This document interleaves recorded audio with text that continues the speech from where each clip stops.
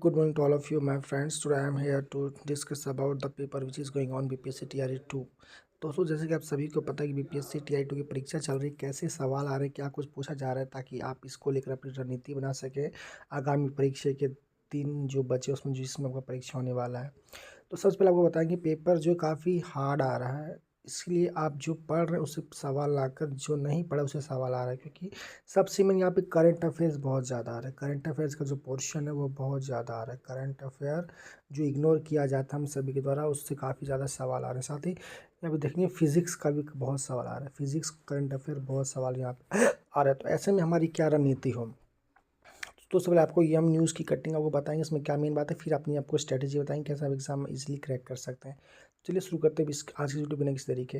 सबसे पहले आप देखेंगे प्रथम चरण की शिक्षक परीक्षा से इस बार कठिन रहे प्रश्न, मतलब जो आपका TRE 1 था उससे भी ज़्यादा आपका जो आपकी लेवल है साल वो कठिन है।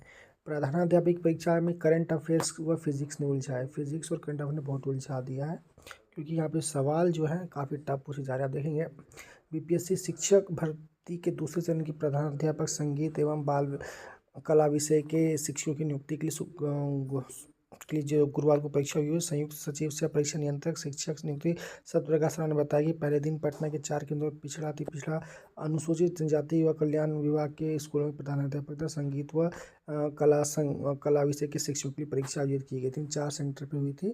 इसमें शामिल होने वाले 6,473 का प्रवेश जारी किया गया था। प्रधानाध्यापक की परीक्षा में शामिल अभ्यर्थियों ने बताया कि फिजिक्स व करंट अफेयर्स के प्रश्न काफ़ी कठिन रहे, यानी फिजिक्स और करंट अफेयर्स के प्रश्न काफ़ी कठिन रहे। और यहाँ देखेंगे पटना के कॉलेज परीक्षा केंद्र में परीक्षा देने सीतामढ़ी से राजकुमार ने बताया कि D और E ऑप्शन काफ़ी उलझा, यानी कि सबसे पहले जो ऑप्शन D और E आता है, एक से अधिक इनमें से कोई, ये जो दो ऑप्शन यानी कि अभी टोटल 5 ऑप्शन मिलेंगे एग्जाम में, ये ऑप्शन काफ़ी उलझाएंगे। तो कहीं ना कहीं इन ऑप्शन से बच के रहना है आप सभी को। आगे देखेंगे बक्सर जितेंद्र कुमार, मधुबनी से अनिल कुमार मिला जुला प्रश्न पूछा गया। और साथ ही आप देखेंगे कॉलेज सहित पटना के अन्य परीक्षा केंद्रों पर रिपोर्टिंग टाइम में नहीं पहुंचने वाले सैकड़ों उम्मीदवार परीक्षा देने संचित रहेगा, यानी कि आपको टाइम से एग्ज़ाम जाना देने, नहीं तो आप एग्ज़ाम से बाहर कर दिए जाएंगे। तो इस सब बात को ध्यान रखना है। साथ ही साथ आप यहाँ देखेंगे जो अभ्यर्थी 65-70 क्वेश्चन सॉल्व करेंगे कि जिसका नंबर 70+ आ रहा है उसका सिलेक्शन हो जाएगा, because of level of question बहुत हार्ड था, इसलिए आप इस पर ध्यान देंगे। साथ ही साथ आपको ये बताऊंगा मैं कि यहाँ पे आप देखेंगे प्रधानाध्यापक के लिए आयोजित परीक्षा में 1 अंक के 150 प्रश्न थे। सबसे बड़ी बात इसमें नेगेटिव मार्किंग नहीं था, और इसमें GS और हिंदी दोनों शामिल थे, यानी कि GS हिंदी आपका जो पहले अलग अलग होता था, इस बार दोनों एक ही में आपका शामिल किया गया है, GS और हिंदी को। साथ ही साथ आप यहाँ देखेंगे करंट अफेयर थोड़ा कठिन था। प्रश्न की बात की जाए तो वो लंबे लंबे BSc ट्रेंड पूर्णतः अवधारणा आधारित प्रश्न थे। विशेष माने तो जिन बच्चों ने NCERT का बुक्स गहन अध्ययन किया होगा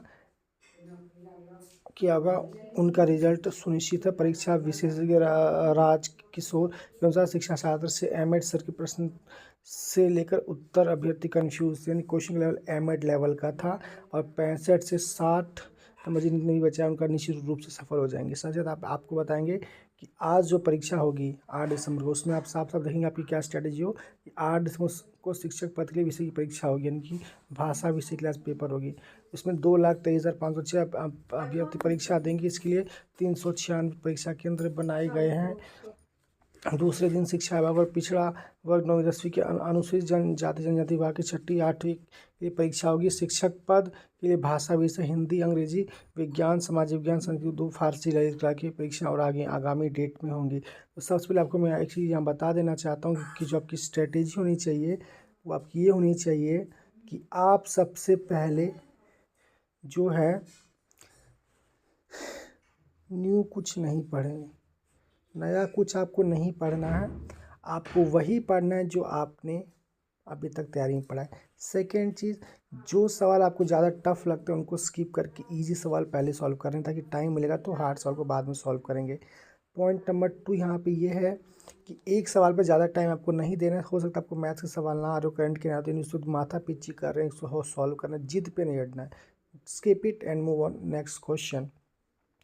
तीसरी बात ये कि आपस से बात नहीं करना। एग्जामिनेशन सेंटर देखता हूँ बहुत अभी बातें करता है, इसका सवाल बता आसपास कलीग से या दोस्त ऐसा नहीं करना है, क्योंकि मैं अपना एक अनुभव बता रहा हूँ कि मैंने कुछ सवाल कभी अपने एग्जाम में दोस्तों से पूछे होते हैं, तो वो सवाल अक्सर गलत निकलता है। तो ऐसे में जो सवाल आपको आते हैं वही सवाल का जवाब दीजिए, किसी और से आप मत पूछिए, क्योंकि हो सकता है वो जो आपको अगला बता रहा है वो भी आपको गलत बता रहा हो। तो ऐसे में आपको बाद में पछतावा होगा कि काश मैं खुद से करता बजाय उसके पूछने के। तो ऐसे में आप ये गलती ना करें।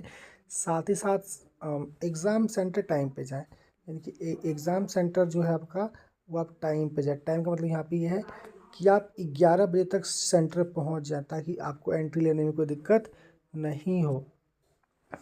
और दूसरी बात ये कि एक पानी की बोतल रखें अपने पास, और फिर पेपर को पूरे अच्छे ढंग से पढ़ें। जो पेपर आपने अच्छे ढंग से क्वेश्चन को रीड कीजिए, वो क्या पूछ रहा है, क्या वो कहना चाहता है, उस हिसाब से उसका आंसर दीजिए।